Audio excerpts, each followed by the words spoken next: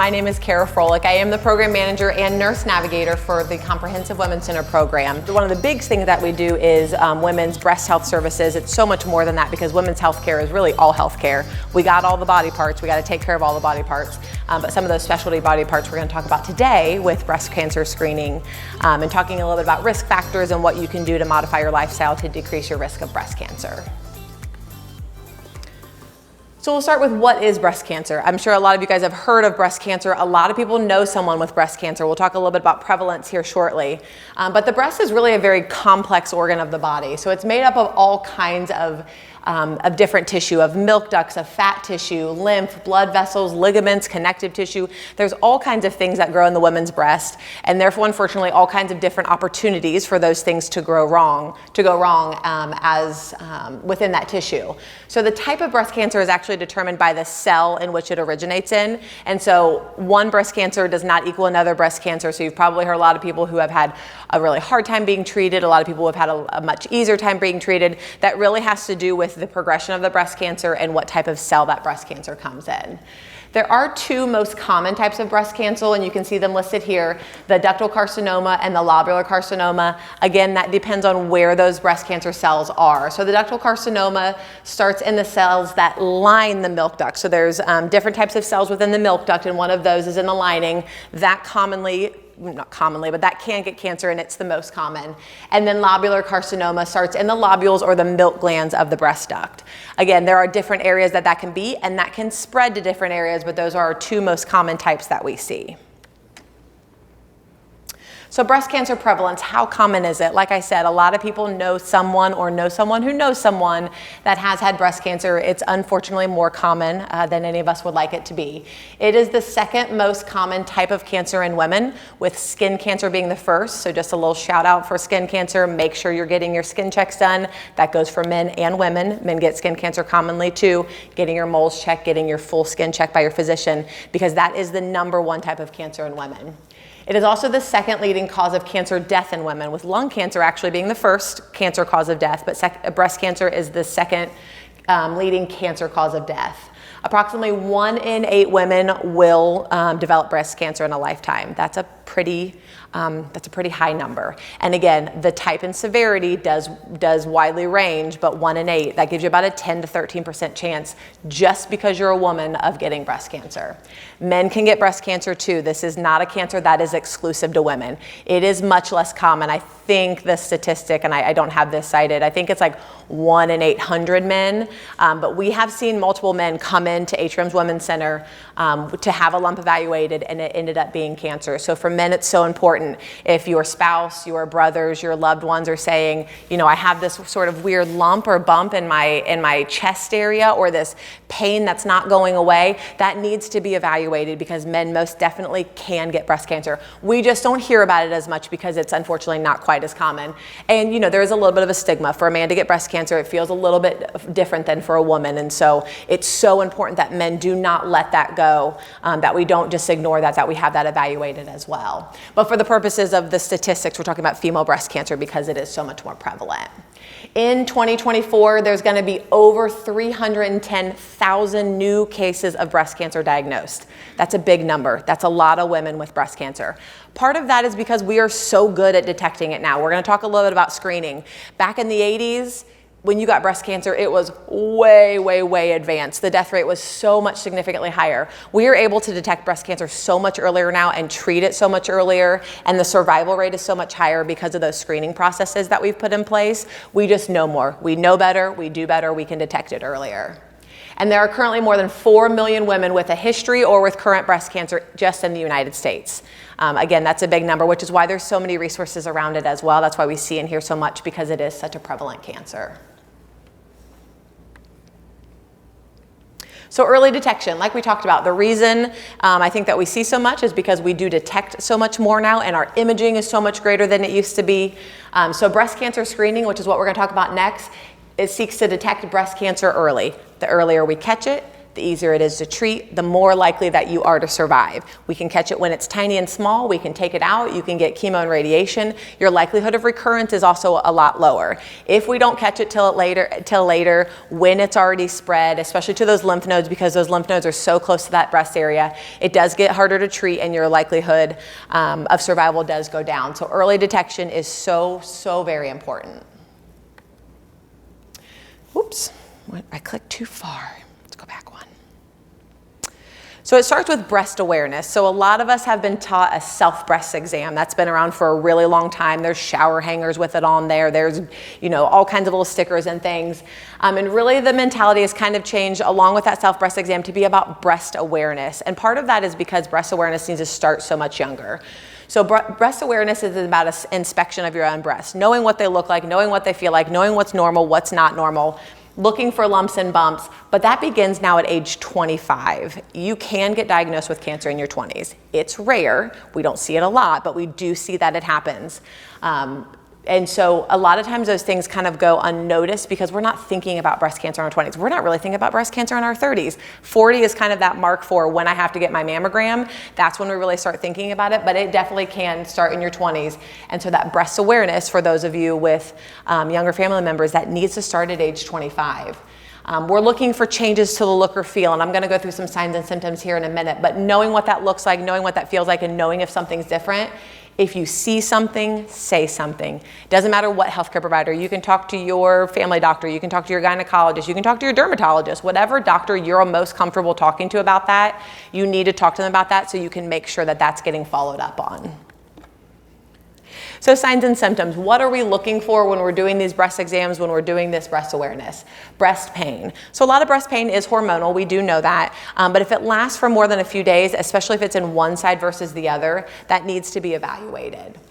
Breast lumps, we know lumps, bumps, marbles, anything that feels like sort of a lump or a bump in there. Again, for men and for women, breast lumps are the leading reason that we catch male breast cancer. That needs to be evaluated. Along with thickening of the skin or redness and inflammation in the skin. There is a certain type of breast cancer called inflammatory breast cancer, and it can cause thickening of the skin and reddening of that skin that does not go away within a couple of days. That needs to be evaluated so that we can make sure that it's not that specific type of cancer. Enlargement of breasts, especially if it's one over the other. Again, a lot of that is hormonal, but a lot of it's not, so that needs to be evaluated. And then lumps or swelling near the armpit. So there is a whole system of lymph nodes that runs all the way around your breast and into your armpit. And the purpose of that is to drain infection, bring the good stuff to the cells, and sometimes those get backed up and they can get swollen. If anyone's ever had like strep throat, sometimes the lymphs in your neck get swollen. That can happen here. That can also happen with breast cancer, and it can also very easily spread to those lymph nodes. So if you have a lump or a bump or a lot of tenderness and swelling in that armpit area where that lymph node is, that definitely needs to be evaluated because that can be a sign. Now, all of these could be cancer, and all of these could be nothing, and all of these could be something that is completely benign. What's important is that you need to talk to your healthcare provider about that. They are the experts in this. They know what testing needs to be done. They're going to send you on to the next expert who's a radiologist who can look at these things and evaluate what's going on in there. So a lot of this is benign, but I would take 10 benign answers over missing one single cancer because someone didn't pay attention or someone thought, oh, this is nothing, it's just going to go away, and ended up having stage 4 cancer because they ignored it for so long. So we're going to talk about breast cancer screening and what that looks like in just the regular average risk population. So someone who doesn't have a high risk of breast cancer, who just is going in just because they're doing their yearly health maintenance. So a lot of you have probably seen this lovely machine over here, friend or foe, depending on what your experience is. This is actually a picture of one of the mammography machines at Atrium. A screening is going to be a screening mammogram, and so it's just that we are screening for anything that looks like it could possibly be breast cancer. The mammogram machine does use low-dose X-ray, and it takes a series of photos that is then compiled into one for the radiologist to look through so that he can look if he sees anything abnormal in that breast tissue. The National Comprehensive Cancer Network recommends starting yearly at age 40 for screening mammograms. There is a little bit of back and forth within the medical community on when we should be starting and how often should we be doing them. Anywhere between 40 and 45 is kind of the general consensus, and most recommend yearly, but you might hear a little bit different from your doctor, just kind of depending on which medical community they follow. No one is wrong. It just is, what the recommendation is. But for the purpose of our slides where we're getting this information, it is the NCCN's recommendation for a yearly screening mammogram starting at the age of 40. And then a clinical breast exam is the second piece of that. So the screening mammogram is great, and then we should be seeing our provider for a clinical breast exam. Again, that can be done by any trained physician, whether that's your gynecologist or your primary care, depending on their level of comfort. And that is a physical exam of the breast. So palpating that breast, feeling for lumps, bumps, swelling, anything like that. Between the ages of 25 and 39, that needs to be done every 1 to 3 years. And over the 40 and older, that needs to be done yearly. So that goes along with your mammogram over the age of 40. And you see the little asterisk on here. That is for average risk population. We'll talk a little bit more about risk and increased risk later, but this is for our regular, no family history of breast cancer, no issues going on kind of people who just need to get their screenings.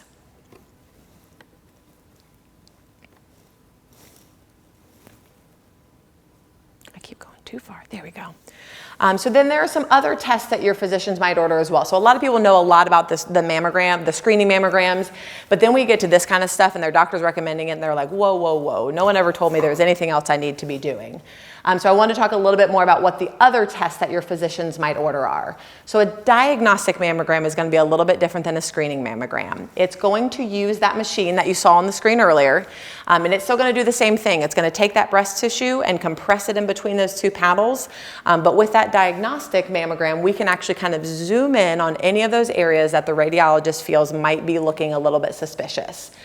So you'll have to go back in for another mammogram for that. But it's so important because on that screening mammogram, it's like a big picture that you see on the wall, and we're looking to see if there's anything that we see. You see something kind of abnormal, and you want to be able to zoom in, kind of like you do on your phone with the 2-finger zoom, to be able to look at that image. That's what we're able to do with that diagnostic mammogram, so that we can see, okay, this is just a cyst, or this is something totally benign that's growing in the breast, or, oh no, this does look a little bit abnormal. The next step after that diagnostic mammogram, if it still looks abnormal, is going to be a breast biopsy. I don't know if anyone knows anyone who's had a breast biopsy, but it is an invasive procedure, so they do actually have to take a needle and stick it into that area of abnormality to get a cell sample so they can send that off. A mammogram and none of these imagings can diagnose breast cancer. You do have to have a biopsy for that because we have to actually know what type of cell is growing.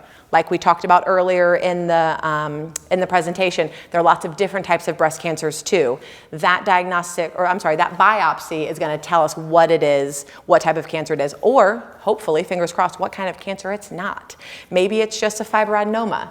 Maybe it's just a simple cyst. Maybe it's something that's completely benign that we don't need to treat, but we won't know if it looks abnormal on your mammogram. We won't know until we get that biopsy. So it is a process, and that's where people sometimes do get a little bit frustrated with the process. I had my mammogram. I had to come back for a mammogram. I had to come back for an ultrasound, and now they're saying I need a biopsy. That is a process because we need to make sure, one, that we're not poking you inappropriately. We do not want to do biopsies on people that don't need biopsies. We really, genuinely in healthcare, believe it or not, we don't like to stick people with needles if we don't have to. But we need that extra imaging in order to know that. A breast MRI is another thing. I don't know how many of you have had a regular MRI, but it looks a lot like this machine here. It's kind of a donut shape. It does not use any radiation. It uses a series of magnets to create an image. But we do sometimes use this in addition to mammography. So one without the other is not as helpful as both together. So you'll get your mammogram, and then a lot of times your doctor will recommend that you get an MRI. That could be because you have something abnormal on your mammogram, or that could be because you are at elevated risk of breast cancer. Each of these creates a different type of image. So there are certain cancers that only a mammogram can diagnose. And there are certain cancers that hide from a mammogram, and that's where the breast MRI comes in helpful because it's able to see through some of that tissue to create a better picture. So it's like if you took two blurry pictures and you put them on top of each other and you create one really clear photo, that's where that comes in. Not everyone needs a breast MRI. It's for certain high risk and certain types, especially if you have really dense breast tissue that's really hard to see through. That's when sometimes we'll see that breast MRI ordered. One thing that's really important that a lot of my patients are unprepared for, when you go to a breast MRI, you do have to lay flat. That can be a little bit uncomfortable. Patients with back issues, a lot of times they can't tolerate laying flat like that. You just need to have that conversation with your provider ahead of time. Sometimes some providers are able to give you a little bit of medication to make you feel a little bit calmer for that test, or at least prepare you. The last thing we want is for you to walk in and be like, what do you mean I have to lay flat on my stomach for the next 40 minutes? That can be a lot for a lot of patients. So I do just like, when I speak with people, let them know you do have to lay flat for that imaging. And then a breast ultrasound is the other third, probably most common breast imaging that we see. Again, ultrasounds do not use radiation. For those of you who have been pregnant, it's very similar to that machine that they put on your belly to check the baby, but it's used on the breast. It can be used in just one area. It can be used for a full breast exam. It really depends on what we're using it for. For women under the age of 30, we see this used a lot. If they have an abnormality that they want evaluated, we'll use a ultrasound, or a lot of times we use it in conjunction with a mammogram. Again, same reason as the MRI, it creates a clearer picture. We see breast ultrasounds a lot of times for women with very dense breasts. So dense breast is that like fibrogranulose tissue. It's hard to see through. So it's like looking through a smoke screen. So when we use that ultrasound machine, we can see that. So if those little tiny cancers are hiding behind that little dense breast tissue, that ultrasound machine can pick that up. And we're starting to see that kind of reported out more on your mammogram. If you have that dense breast tissue, you'll see that, and that will be reported on your mammogram. And so you'll see that kind of at the bottom. That's why, because we want to be able to see through that a little bit better. Questions on the imaging? That's always the part that people are like, whoa, that's a lot of imaging. When do they stop doing the mammogram? That's a great question. Again, it really depends on what guideline your physician follows. So the NCCN says that there is no top age gap, that you should be getting mammograms for as long as you live. Some of the other, like the ACS, recommends within a 10-year life expectancy. So if your life expectancy is less than 10 years, then you don't need to have a mammogram anymore. I have seen too many women with cancer, and I always err on the side of caution. You should be getting a mammogram until you can't get a mammogram anymore. Even women who have had breast cancer and full mastectomies, they still come in for breast ultrasounds because there's a little bit of breast tissue left in there after a full mastectomy, and it could still recur cancer. So I am an error on the side of caution kind of person. And so we follow the NCCN recommendation that there is no upper age limit for that. That's a great question. Okay, let's see if I can do this without going too far. All right, benefits and risks. So there are always benefits and risks to everything that we do in medicine, right? And so sometimes the risks get a lot of chatter, but the benefits don't get enough chatter, or vice versa. So I want to talk a little bit about both. So false positives. So let's say you get an abnormal mammogram and you end up going through the whole process, and we do this invasive procedure, and it ends up coming back that it's not cancer. It's great. You don't have cancer. We don't want you to have cancer, but that can be a little bit frustrating because it's expensive and it's invasive, and we went through all of this and it didn't end up being cancer. That is a risk of that you could go through all of this, and hopefully, honestly, I hope for everyone that you go through all this and it's not cancer. Overdiagnosis. So there are certain types of cancers or growths in our breast that would not have caused an issue if we hadn't found them. But there's really no way to know that once we find it. There's no test that we can do that says, oh no, this isn't going to grow, you're going to be just fine. There's no way to know that. Any cancer has the risk of growing. But when we find it, then we want to treat it, obviously. And so there is a small percentage of overdiagnosis, knowing that there are things in the breast that may or may not have needed treated had we not found it. And then false negatives. Mammograms cannot find everything. Sometimes cancer hides. Like I talked about at the beginning, the breast is made up of so many different types of tissues. Sometimes breast cancer can hide behind some of that. Again, with breast density, sometimes the cancer hides behind that density because it's harder to see through. So you could get a negative, and then you could go back the next year and have cancer that ended up being very aggressive and grew through that year. We just didn't know because it was hiding on your mammogram. The benefits, again, to me, because I see so much breast cancer, is early detection. The earlier we find it, the earlier it is to treat it. We could do, and then less invasive as well. So when you have breast surgery, you can have a lumpectomy, which just takes out the area of cancer, or you could have a full mastectomy, which takes off the full area of the breast. If we can find it sooner and it's smaller, you have the option to have a lumpectomy rather than that full mastectomy. Obviously, depending on the type of cancer cancer, but there's so much more we can do when we find it earlier, and your treatments can be shorter, and your risk of recurrence can be lower as well if we can find it earlier. Plus, if it doesn't metastasize like we talked about, we have that lymph, that whole system of lymph right here, so it's so easy for that breast cancer to get in there, and then it's like a freeway to the body. So if we can find it earlier before it gets into that lymph system, it's going to be a lot easier to treat as well.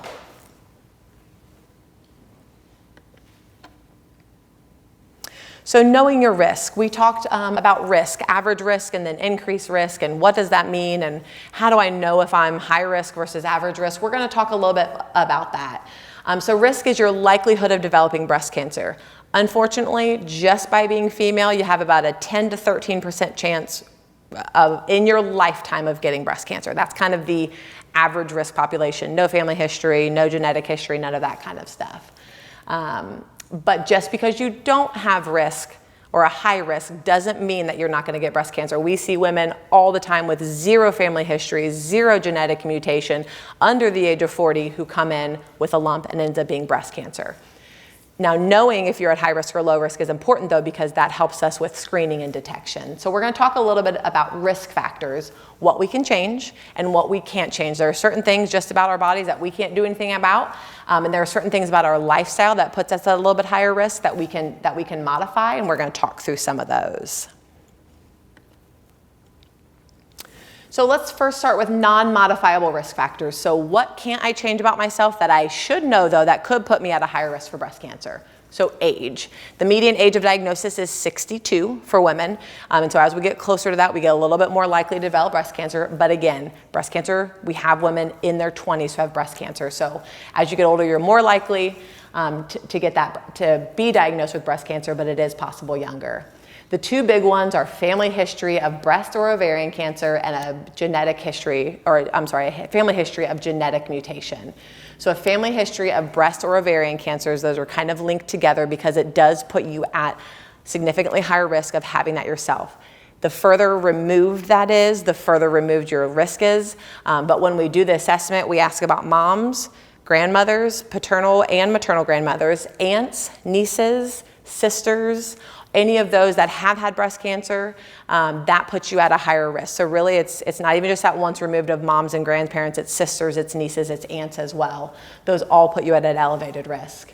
And then if you or any of your family has had a genetic mutation, so genetic testing has become a much more popular thing in the last, I would say, 5 years, mostly linked with the cancer world, but we're seeing it outside of that even as well so that people know their risk of getting cancer now. There's a bunch of different types out there. There's Tempest, there's Myriad, there's all kinds of different testing. It just depends. Not one is better than the other. It just depends on what your physician office use. What's important is that you know, A, if you have a genetic mutation, or B, what that is. Because not all genetic mutations put you at higher risk, but some do. And then if your family has a history of that. So let's say that your sister decided that she really wanted to get testing and she comes back with a BRCA2, which is our most common genetic mutation. That's super, super important for you to know because that puts you at a higher risk as well, and you really should get tested for that genetic mutation as well. People just tend not to talk about that. You know, we're kind of personal about our healthcare. We don't like to tell people about what's going on, but it's so important that you're talking to your family about history of cancers and genetic mutations because it can put you at higher risk. Or if you know someone who has been diagnosed with cancer in your family, mother, aunt, niece, sister, have they had that genetic testing? Do I need to be tested as well? Your gynecological and reproductive history go into that. So the earlier actually that you've had children, the lower your risk is, the later, the higher. Same thing with your cycle, the later you start, the higher risk that you are. We talked about breast density, how it likes to hide back in there, and just by the nature of what makes your breast dense, it does put you at higher risk for cancer as well. And then if you've ever had a breast biopsy, there are certain abnormal results that can actually turn into cancer. Hopefully your physician has talked to you about that, but there's varying levels of comfort within physicians on what that is. And so fibroadenomas, certain things that grow within the ducts, those abnormal results can put you at higher risk. So the point with this is if you've had a breast biopsy and it came back abnormal, you need to ask your physician, does that make me higher risk for breast cancer? And then any previous radiation to the chest. So sometimes some of these childhood cancers that have to get treated with radiation to the chest, that puts those individuals at higher risk for breast cancer as well. Again, these are things that we cannot change about ourselves, but we need to know because then we can control it better. When we know better, then we do better. Our modifiable risk, a lot of these are things that you probably have been preached at a lot that lower your risk for a lot of other things, and also added benefit lowers your risk for breast cancer. So lack of physical activity is a risk factor. The more physically active you are, the less likely you are to get breast cancer. Obesity, especially after menopause, and that specifically has to do with how estrogen is stored in the fat cells and how it's released. After menopause, all of the hormones are all off, and so those fat cells release that estrogen, and that does put you at higher risk for breast cancer if you are overweight after menopause. Hormone replacement therapy can put you at higher risk for breast cancer. I do not want anyone to hear me say that hormone replacement therapy isn't great, because it is. I work with a fantastic menopause specialist, and she works a lot with hormone replacement therapy. Menopause and the associated side effects with that are awful. What's important is that we talk with our physician about, is this putting me at higher risk for breast cancer? And let's say you have a family history of breast cancer. They need to know that, because they can taper your hormone replacement therapy to what your risk of breast cancer is, or talk about non-hormonal ways that you can control that. What we're seeing a lot more now with the younger generation is continuous birth control. It is not nearly as risky as the larger hormones that we use for menopause management, but it can put individuals at slightly higher risk. Again, speaking with your physician, having that conversation so that they know. Not breastfeeding, so breastfeeding itself decreases the risk. Not breastfeeding can increase your risk of breast cancer. And then increased alcohol consumption. I actually looked this one up because I really wanted to know why. What is it about alcohol consumption? It is about how the liver breaks down alcohol, and again, estrogen. Estrogen is like that thing that really puts us at higher risk. The liver also handles the estrogen, and the way that it breaks down increases the estrogen within your body and puts you at higher risk. So increased alcohol consumption can increase your risk for breast cancer. And then smoking. Smoking, what doesn't smoking increase your risk of? It's bad for all the things, but it also, on top of everything else that it's bad for, increases your risk for breast cancer. So these are things we can change, and a lot of these are things that if we change them, our overall life is going to be better, as well as decreasing your risk for breast cancer. Especially important if you have any of those non-modifiable risks. They kind of stack up against each other, right? I got 1 risk, I'm okay. I got 2 risks, I'm probably getting a little bit close. I got 3, and I smoke, and I'm on hormone replacement therapy. It really kind of snowballs from there and really significantly increases your risk of breast cancer. So what are the types of risks? So average risk, that is your everyday individual or everyday woman with no genetic or family history that suggests you're at an increased risk of breast cancer. We still can get breast cancer. Again, I can't stress that enough. Just because you're not at high risk doesn't mean you're at risk. Just by being a woman, you're at about a 10 to 13% risk. We recommend the yearly screening mammogram and that clinical breast exam starting at 40. Again, this is in conjunction with your physician, because sometimes different medical societies have different recommendations, but making sure that you're getting screened, that you're getting checked. And that breast awareness, I can't stress that enough. We need to know what they look like, and we need to be calling if we're having any issues. And then an ongoing breast cancer risk assessment. So this isn't a one and done kind of thing. This isn't we did the assessment, I get my yearly mammogram, I'm good to go. In 5 years, let's say that your aunt gets diagnosed with breast cancer. Your physician needs to know that, because that could increase your risk of breast cancer. Or you find out that your maternal grandmother that passed away had ovarian cancer in her 20s. That's going to be important to know. It may or may not increase your risk, but we need to know that so that that risk can be recalculated, so we can make sure that we don't need to make any changes to the screening. The increased risk population is based on those risk factors that we talked about earlier.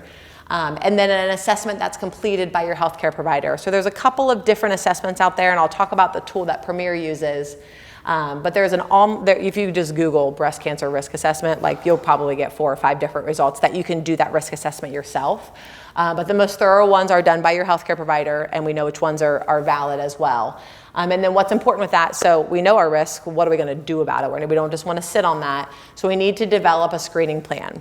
A lot of times those screening plans involve the imaging that I talked about earlier, the breast MRIs, the breast ultrasounds, additional clinical breast exams so that your provider can check and make sure that they're not noticing any lumps or bumps.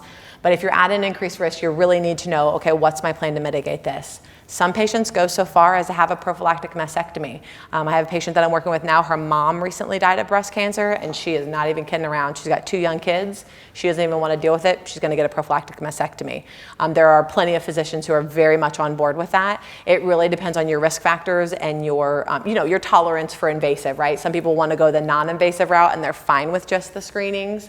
And some people really want to make sure that I'm not even doing any of this. So there's also varying levels of comfort within physicians on managing this. Some family practice doctors are very versed in this. They've worked with a lot of women on this. Sometimes they will refer you out to either gynecology or a breast specialist. There is no wrong answer in that. There's no one person that is the sole owner of managing risk for breast cancer. It's really making sure that you get linked with the right physician, and I'll talk a little bit at the end about how we can help with that too.